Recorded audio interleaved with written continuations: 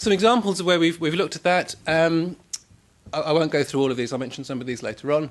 An interesting one, we were looking at the authority's website. They'd invested tens and tens of thousands of pounds in a new website, which they hoped would be very transactional and would drive customers to use the website. And they were disappointed when it wasn't producing the results that they were anticipating. We actually sat down and watched some real-life customers actually engaging with the website, and it was a very salutary experience. We had one individual that was in tears at the end of it, saying, "I thought I was bright," but they struggled to use the website. Funnily enough, they were trying to find out how to report their bin had been missed. It didn't actually occur to them to look under the heading of environment and democracy to find that service. We watched what search terms they used, and the majority of the people actually put in, "My bin was missed," and it produced no results in the search engine. If, however, they had applied the search term "missed collection," they would have been in luck. But unfortunately, that was the technical term that was set up in the system. It wasn't the term that the customers used. Okay, it's not rocket science, but if we want to get our channel migration strategy to work, it's those simple details of actually involving real-life customers and making sure that the detail is right that's actually going to deliver for us. Another opportunity at the bottom there, we were engaged to look at the print spend in another authority. They wanted to reduce the amount of spending on external printing by 10%, and they were looking to buy 20 or 30 days of my procurement team to go and review their contract. After 2 days, we went back to them and said, the problem isn't your contract, the problem is the way you're managing the service at the moment. There was no one individual that had ownership and overview of all the print spend that was going on. So it was a purely management issue of off-contract spend and people printing more things than they needed to. And by simple measures around management control, they were able to reduce their print spend by significantly more than 10%. As a simple example, we were looking at a planning service, and we looked at they'd moved a lot of work into their contact centre. They had reduced the cost of the call answering by 84,000. They reduced the headcount in the planning office by 3. They'd added 2.5 FTE to the contact centre, who were slightly lower cost resources, and they were feeling very pleased because they'd saved 25% of transaction costs as a result. When we looked at the detail of what they'd invested in staff training, setting up the scripts for the contact centre, the system support, the extra licensing issues, etc., etc., etc., the net result was actually they were spending £20,000 a year more than when they started. And also, significantly, the call length had increased, the number of calls had increased. The customers said, "I don't want to talk to a generalist in the contact centre, I want to talk to a planner." And part of the issue was the fact that they'd broken the link between the customer and the service provider. And if one thing we've learned from the private sector examples is never break the link between the customer service and the provider and the customer. So we looked at an alternative approach. And what we actually did, we said, okay, the objective is to reduce costs, the objective is to improve customer satisfaction, and the objective is to reduce the calls in the planning office. We looked at the standard letters that were produced by the system. Every single planning application, 2,500 planning applications, 6 or 7 different letters came out of the system, thousands of letters. We rewrote them into plain English, and we asked some real customers to read them and see if they could understand them. When those letters were rolled out the following month, the number of calls that came through to the planning office reduced by 50%, which was a significantly greater saving than had been achieved by the use of technology in a contact centre.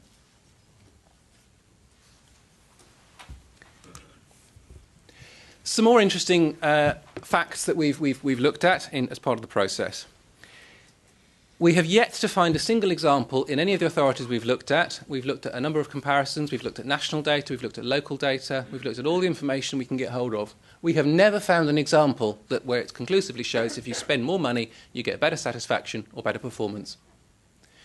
We've yet to find an example that shows that economies of scale are inevitable. Now, every law of management says that if you have more transactions going through, you ought to get economies of scale.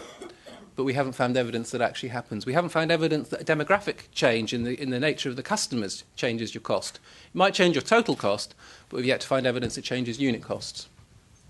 And as I was mentioning earlier, we've never found any evidence that shows that some models are inherently better. What we've concluded from all of that is that actually the quality of management is far more important than the actual model that's being operated at the time. And a good manager can get more out of a poor model than a poor manager can get out of a good model. And if there was one thing that we really focused on in our experience, it should be that. And some illustrations of that is just some of the relationships between cost, performance, and cost and satisfaction. And you can see there's no linear relationship there.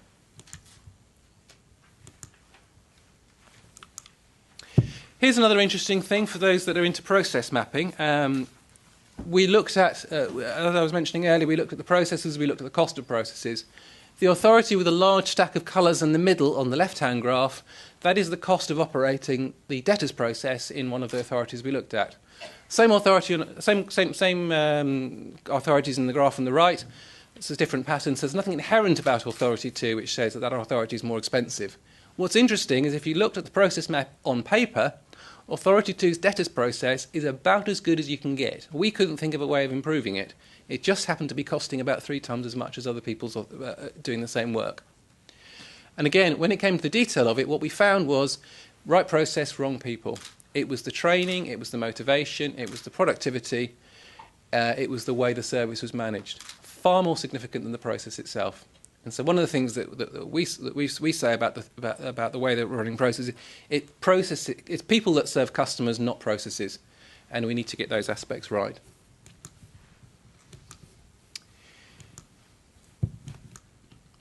Speed, speed, speed, and it isn't coming out of speed, speed, speed here.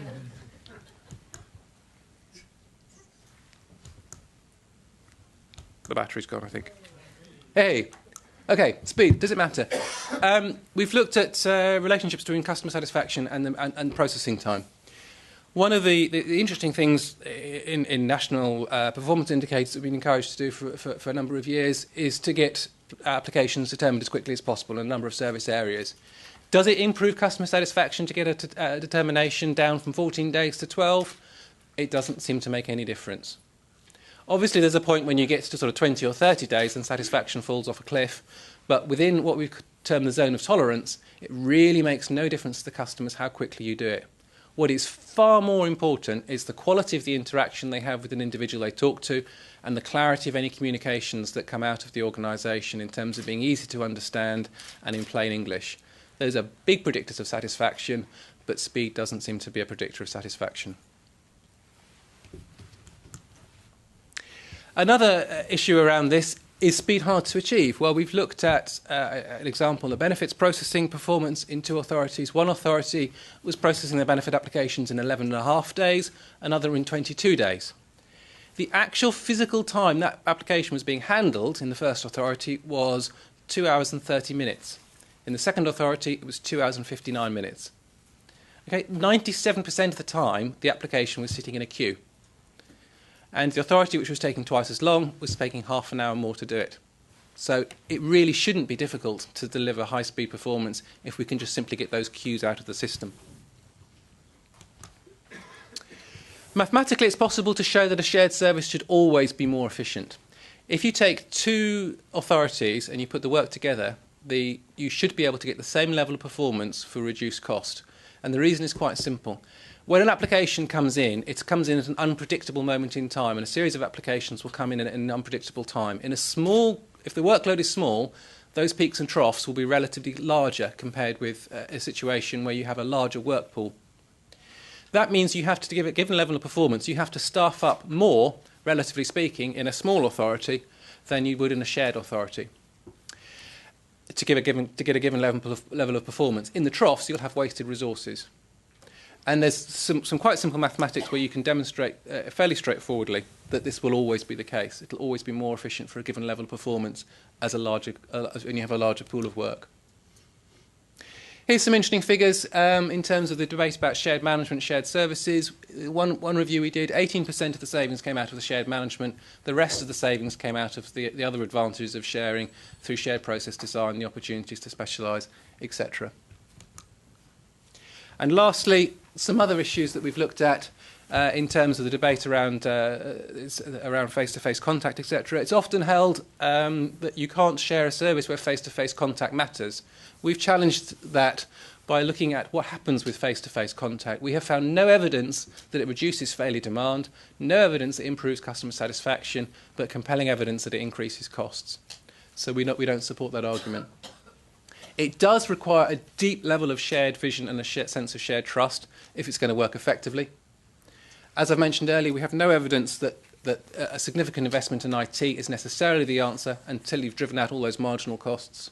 And does management matter? In our experience, yes, it really, really matters. It's the differentiator between a successful shared service and one which proves less effective.